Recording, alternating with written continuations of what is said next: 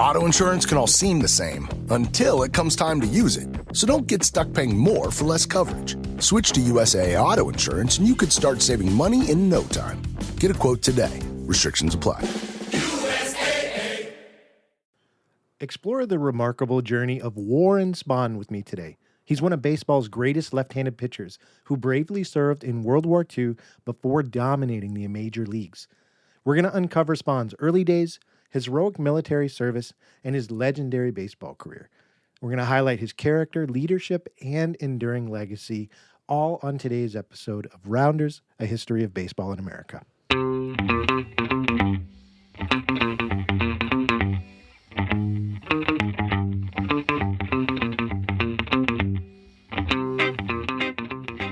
Hello, everybody, and welcome to another week, another episode of Rounders, A History of Baseball in America. I am your host, Jeff Lambert.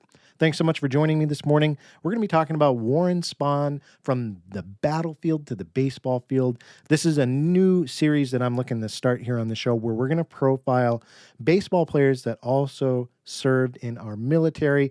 And we're kicking off that series, of course, for Veterans Day this year with his story, Warren Spahn's story. Before we get into his overview that I've put together for you, really quick, I like to go back and go through some of the feedback that you've given me and just say welcome to the new subscribers.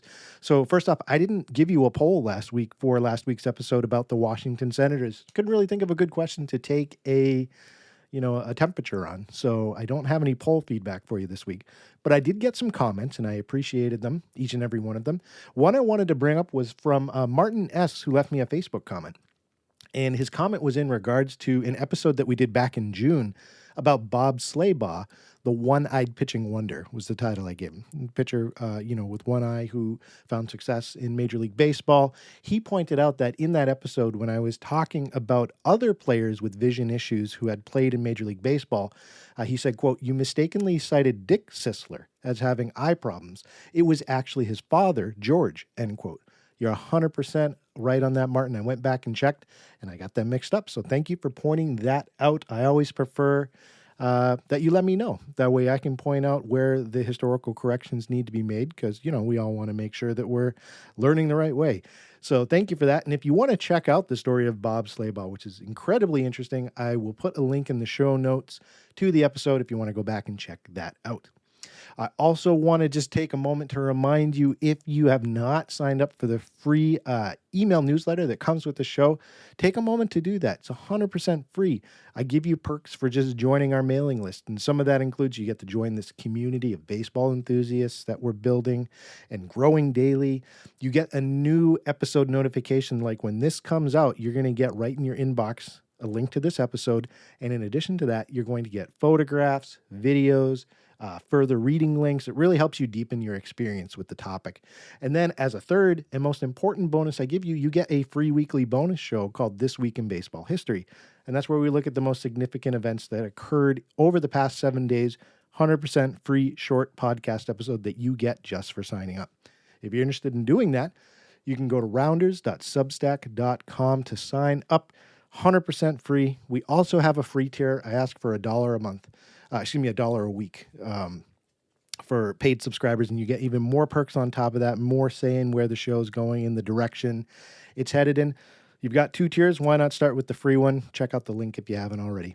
All right, with that said, let's get into our topic for today, Warren Spahn.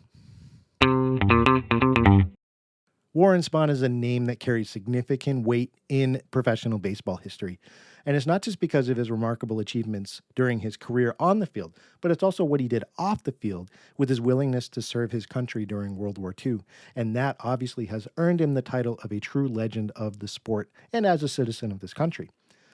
He was a left-handed pitcher. He boasted a career that was absolutely saturated with triumph, and he stands tall in the record books. For example, he amassed a career 363 wins throughout his career. That's the most by any left-handed pitcher in MLB history.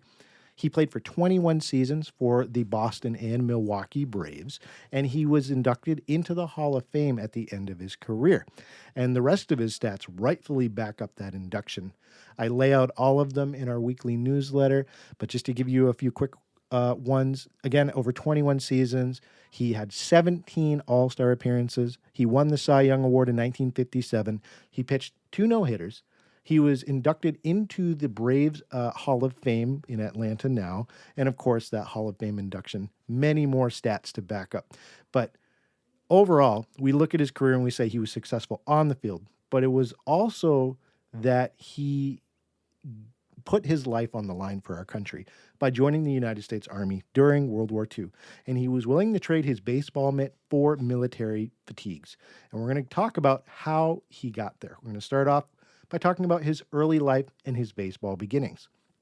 So his full name, Warren Edward Spahn.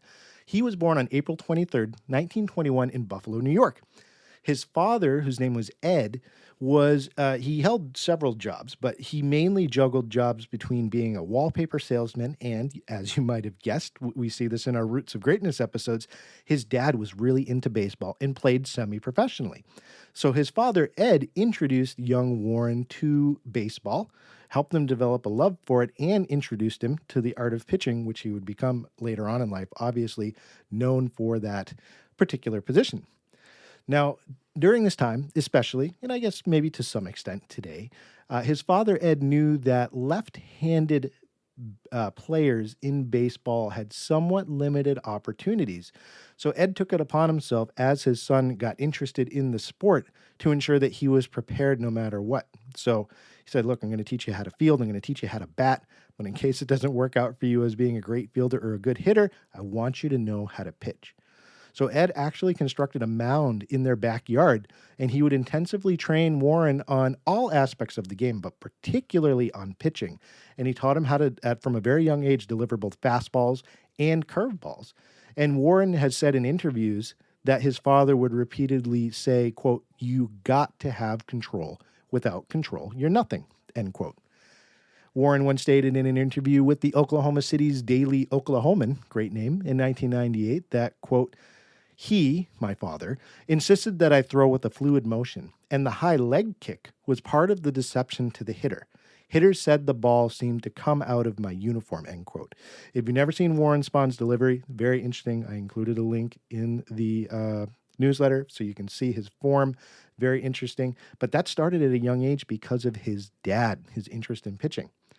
Now, on top of that, Warren would go to local baseball games with his dad all the time as a kid.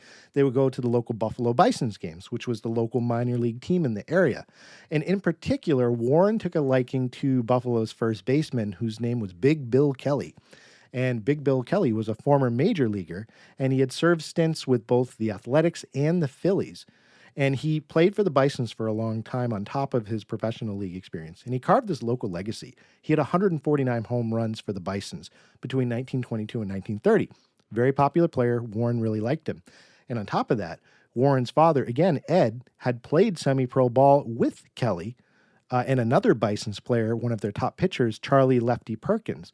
So there were connections where they would go to the games, and then that opened up opportunities after the game for Warren to connect with these players that he idolized. So, for instance, Warren got to go out and shag balls during practice for the Buffalo Bisons on a regular basis. The players would take him aside and mentor him. They'd give him tips on the game. They'd really help develop his love for the sport even more. And Warren obviously loved going to the games, loved being able to connect with these players, but he admitted again in interviews later on in life that it was also important to him, baseball became important to him because it was a way for him to connect with his father. And that was a really big thing for both of them. And he stated in an interview with the Tulsa Daily World one time that, quote, "After those Bison games, my dad gave me the option of an ice cream cone or a streetcar ride home. Many times we took the ice cream and rehashed the game walking home," end quote. As a father, that resonated with me because I think as any fathers who are listening to this, you want to give your kids every opportunity, help them develop the interests that they have. And you can see that baseball, I think, was important to Warren on, a level of him having a strong interest in the sport, but you can see how it was also a connection between him and his dad. So I thought that was really nice, So, as time went on, Warren went on to play baseball. He started playing in local social clubs. He joined the American Legion baseball team in his teen years. In high school, he led his high school team to 2 city championships. They went undefeated during his junior and senior year, and he threw a no-hitter to cap off the end of his senior year. So you would think his performance over his teenage years would surely draw the attention of big league scouts, right? Well, scouts that did come to see him, I mean, obviously he caught the eye of different regional clubs, but when the scouts came to see him, several of them wrote him off because they thought he was too skinny to be successful as a pro pitcher. He was a very wire thin kind of a guy. So this trend was normal for him as he graduated from high school, got towards the end of that time in his life. But there was one scout named Billy Myers that decided that Spahn was more than that thin frame that other scouts saw. He saw Spahn had impressive control over his pitches, and he convinced his employer, the Boston Bees, who would later become the Boston Braves, to sign Warren Spahn out of high school for $80 a month. They went to Warren with that decision, and Warren was a bit torn because $80 a month is a good amount of money during this time. But he also had been offered a partial scholarship to go to Cornell University. And coming from a family that didn't have a lot of money, he ended up taking the money by bypassing the scholarship to Cornell, and he decided to go play for the Bees to be able to get that money to help out his family. But also, I'm sure on some level, he was excited to be able to start his professional career. So Spahn was signed by the Bees, and his first professional assignment was he was sent down to the minor leagues to the Bradford Bees, which were a minor league club for Boston's franchise in the Pennsylvania, Ontario, New York League, the Pony League, and started with them. But he suffered a setback in his career almost immediately. So he started off the season with the Bees down in Pennsylvania. Started off great enough. He had a 5-4 record, 62 strikeouts in 66 innings. He set a 2.83 ERA, doing great, but with less than half the season complete, he suffered a setback. He was experimenting with different deliveries for a curveball, and he unintentionally tore multiple tendons in his left shoulder. And he decided to take a couple weeks off, but he tried to come back too quickly, and he re-injured himself. And because of that re-injury, he had to take off the entire season. Took him more than a year to recover, but he didn't give up, and that's a running theme throughout Warren's life. So he returned the next season in 1941. They liked what they saw, the Bees club, and he was promoted to a higher minor league club. And Warren did great that year. He stayed healthy. He led the circuit in wins with 19. He topped the league in winning percentage with 760. He had 7 shutouts, and he posted an ERA of 1.83. Very impressive. But he didn't get through that second season without an injury either. He suffered a broken nose because of a comeback pitch that left him permanently disfigured during that time. But he was able to play out most of the season and obviously posted great numbers. So impressive to say the least.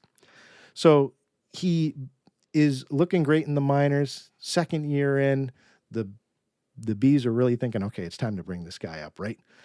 So just as Spahn is poised to launch his professional baseball career, he decided to trade in his baseball glove for a military uniform.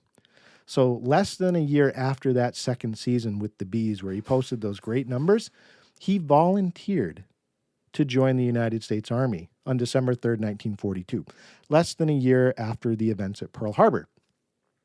I mean, bravery in itself, right? Not drafted, volunteered, wanted to serve his country, put a promising career on hold. And he was assigned to Camp Chaffee in Arkansas, and he was put into the 276th Engineer Combat Battalion. Now, unlike other big leaguers, the big names a lot of times, and we're going to be having an interview coming up in November that talks about this very topic, but a lot of big league players that joined the military often did not have to fight in the thick of things during World War II. They were used for tours to go around and encourage morale, higher morale with the troops, or they were placed in areas that didn't see a lot of combat. Warren was not one of those players. He saw direct action during some of the most grueling battles of World War II. And his division was largely responsible for repairing roads and bridges across battle-torn Europe throughout the conflict. So we're going to dive into Spahn's military career and talk about his heroic service on that front. So he was assigned to critical duty, particularly in Belgium and France. And his unit was important, again, because they were critical to keeping supply lines moving. And his battalion was actually stationed at the Rhine River and the Ludendorff Railroad Bridge. Both of these were big events, and I want to give you the backstory as to why that area, that local conflict that he was involved in was so critical to the outcome of World War II. So at the Rhine River, where the Ludendorff Railroad Bridge was, it was a critical supply line for towards the end of the war, and the Germans were retreating. They had destroyed all the bridges as they retreated and went backwards, except for this one in this town called Remagen, right on the Rhine. The soldiers, the Nazis, had placed explosives all over the bridge, but for some reason, as they retreated, they weren't able to blow it up. So the Allies knew they needed this bridge to be able to keep moving troops and vehicles and supplies forward into the heart of Germany. So keeping it intact was really crucial. This was a fluke on the Nazi side that the Allies wanted to take advantage of. So Sergeant Spahn and his engineering outfit were given a really dangerous mission. Their job was to go to that bridge, defuse the existing explosives that hadn't gone off, and then repair any existing damages to the bridge so it could be kept in working order for Allied troops. And Warren and his team, they went in there, they worked tirelessly to try and preserve that bridge and protect it because the Nazis came back and tried to finish the job and blow it up. So this engineering outfit had to remove explosives and repair it while they're under enemy machine gun fire, tank shells, and V-2 rockets that were being launched by German troops. And during that time, Warren suffered a wound. He actually got shrapnel from a nearby explosion into his foot, but luckily surgeons were able to remove it and he didn't end up losing the foot or suffering any severe damage to it. After that, Warren also took part in the Battle of Hurtgen Forest. This was the precursor to the Battle of the Bulge, and he served in the thick of this as well. He suffered additional gunshot grazes to the head and abdomen, but survived and lasted out the war. So this guy saw 3 major conflicts throughout World War II, suffered injuries due to those battles, but came out on the end of it alive and ready to resume his baseball career. Now, because of his service during World War II, the injuries he served, and the accomplishments his unit was able to proceed with, he received several commendations from the federal government. So he received a Bronze Star, he received a Purple Heart, and he received a Presidential Citation for his service. And these medals made him the most decorated player in World War II, decorated baseball player in World War II. Now, Hoyt Wilhelm also received a Purple Heart during the war. He was a professional baseball player. But because Spahn got the Bronze Star and the Presidential Citation, that made him the most decorated. So he is, when we think about players who served in armed conflict during World War II, he's the guy. So how did war change Spahn? He comes out the other end of it. He wants to resume his baseball career. Did it affect him? I mean, it must have. The things he must have seen, right? So those grueling experiences of war, they did impact him. They really showed him the harsh realities of life and death. And he himself said that he adopted a specific mantra during his time in the military. He said, quote, "If you survive days sleeping in frozen tank tracks under enemy threat, you won't see anything in baseball as hard work. My time overseas taught me what truly matters," end quote. So you see that it gave him a lightheartedness to not taking himself too seriously when it came to playing a game, I think. He realized that life is short. He's blessed to be able to play this game. And what really matters is enjoying every day, because you never know how long it is, right? He was also known for having this lightheartedness and humor that kept his other company mates really, kind of loose and not too brought down by the realities of war while he served. And I just wanted to point this out. There's a story that I found about him where when he was on guard duty, when he was serving, he would have a method for identifying German spies that might be wearing American uniforms trying to cross the lines. So he and his fellow guardsmen, when he was on duty, would ask, quote, "Who plays second base for the Bums," end quote. And the Bums, of course, is a nickname for the Brooklyn Dodgers. If you'd like to learn more about the Brooklyn Dodgers, we have an episode on them. I'll include that in the show notes for you. But that was what they would call out when they saw anybody coming to try and identify him. Who plays second for the Bums? And he said, an incorrect answer of anything other than Eddie Stanky was a direct ticket to being considered a spy. So it was kind of a lighthearted way to be able to try and cipher through that. Spahn never saw himself as a war hero either, even though he won several commendations. He personally reserved that honor for those who had sacrificed their lives in the war. And he also disagreed that his service time led to any lost wins in his career, because he lost, 4 years of his professional career. He had said in an interview, quote, "I grew a lot during those war years, and without that maturity, I wouldn't have been able to pitch until then," he noted, end quote. So he never had any regrets about serving his country, and he said it made him better as a baseball player, which, again, goes back to speaking to his character, I think. So the war's end came around, 1945. He was unaware that the war had ended, and he had accepted a battlefield promotion. So he ended up having to stay overseas, which resulted in him missing the beginning of the 1946 baseball season because of that. So he lost an additional year just because of the communication situation and him having to serve out his promotion. But during that time, as, the Allies were, helping dismantle what was left of the Nazi regime, he became a sensation in Germany because he would play in the baseball leagues between the different military groups. And he had become a part of the 115th Engineers Group Baseball Club and pitched for them in the games they had, where the troops would come and the local German population would come out and watch. And during his time as pitcher overseas for this military unit, he allowed only 1 run and secured 73 strikeouts in 4 games. So even overseas, kept his skills sharp and was recognized for his truly unique ability to be an excellent pitcher. And then he comes back to the United States after his term's up. He was immediately promoted to the major leagues by the Braves. And mid-season in 1946, he was back on the mound playing professional baseball. And again, going back to that humorous side of him, when he reported for duty with the Braves in June, he told his new manager, whose name was Billy Southworth, quote, "This is the first time in years I've reported to anybody without saluting," end quote. So that, in a nutshell, is Warren Spahn's military service. And it really is important for me to point out that, again, this guy was in the thick of it, volunteered to serve his country, served it, respect and recognition, suffered injuries in the line of duty, and came back still after that time and was ready to play baseball. So let's talk about his post-baseball career. How did things go for him? Well, as we talked about, he believed that his time in service to his country made him a better baseball player, and that emboldened him in some ways. And he really dominated.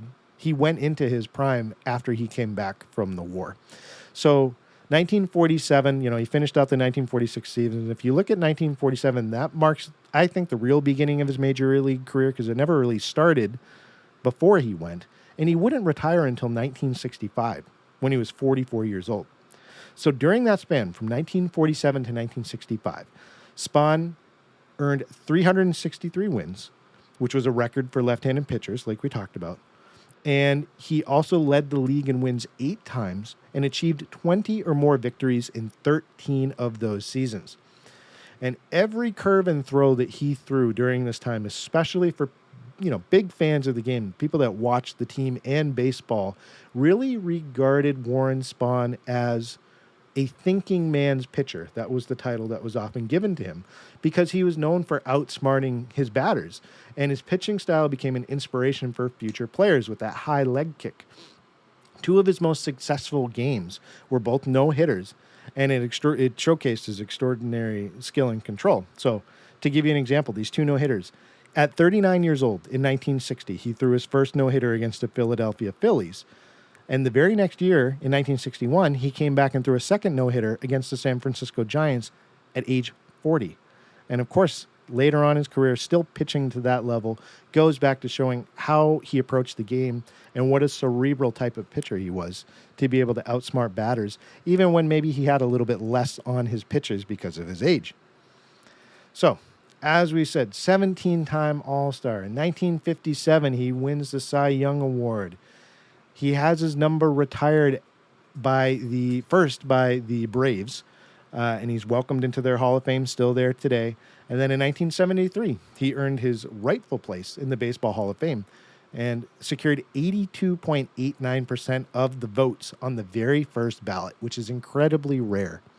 So this accolade, on top of everything else he did, shows that he was one of the best pitchers in baseball history, certainly the greatest left-handed pitcher in baseball history, and is deserving of all the accolades on the baseball side. But let's not forget about the service side as a citizen, as someone who was willing to give his life for this country. So there's some quotes I want to leave you about what people thought about Warren Spahn, how highly regarded he was by the people that were in contact with him. So let's start with Bob Sudik. He was the author and historian of a book called The Pitcher's Duel. He stated that, quote, Warren Spahn still holds the record for the most wins by a left-handed pitcher in the major leagues, but it was his cerebral approach that stood him apart. He became a benchmark for strategic delivery while injecting a sense of verve into every game, end quote. You have his former teammate and service member Lou Brissy. He served with actually Spahn during World War II, and he reminisced about Warren that, quote, Warren was as tough on the battlefield as he was on the mound. When the Ludendorff Bridge collapsed, Spahn was there. He wasn't just a key battle participant, but he was a hero. His courage and resilience were later mirrored in his baseball career. Now, in one of his interviews, Spahn actually himself said, quote, I wasn't just a thrower, I was a pitcher. That was my dad's advice, control and fluid motion. That high lead kick I had, I developed that myself. It threw off the batter's timing, and it gave me an edge. So I think this statement really encapsulates going back to what we said about Spahn's strategic approach to the game and his devotion to the art of pitching, which was instilled in him in a very young age by his father. I'll leave you with one last little personal anecdote about Spahn's commitment to the game. You had fellow Hall of Famer and Braves teammate Eddie Matthews. He had this to say about Spahn. Quote, I remember this one game against the Pirates. It was the bottom of the ninth, 2 outs, bases loaded, and we were clinging to a 1-run lead. Spahn was at 200-plus pitches, and when our manager walked out onto the mound, we all thought he was done. But Spahn just looked at him and said, quote, Skip, the game is mine to win or lose. He got the next batter out, and that was Spahn, end quote. Man. So in recognition of his remarkable career overall as his left-handed pitcher, in addition to him being enshrined in the Braves Hall of Fame and the Baseball Hall of Fame, we also have the Warren Spahn Award, which the MLB established, which is given and named after him, but it's given to as an annual acknowledgement of baseball's best left-handed pitcher every year. So in this way, I think Spahn's really profound impact on the game of baseball continues with that award named after him. And I think it serves as a way to influence and propel other lefties who are future, pitchers coming up through the wings. And we're able to remember Spahn in that way. But of course, this is a guy that took a lot on the field and off the field and on the battlefield. And I think his legacy remains forever engraved, both in baseball history and military history. Someone we can all look up to. Showed that tenacity and bravery on a daily basis, no matter what he was doing.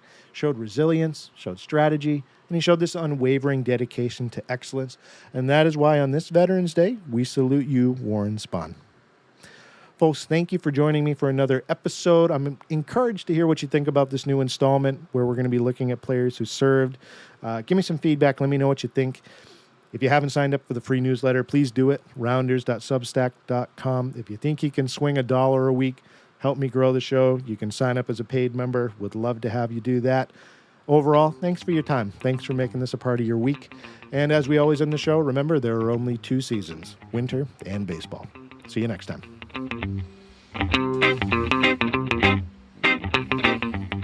Rounders, A History of Baseball in America is produced by Jeffrey Lambert.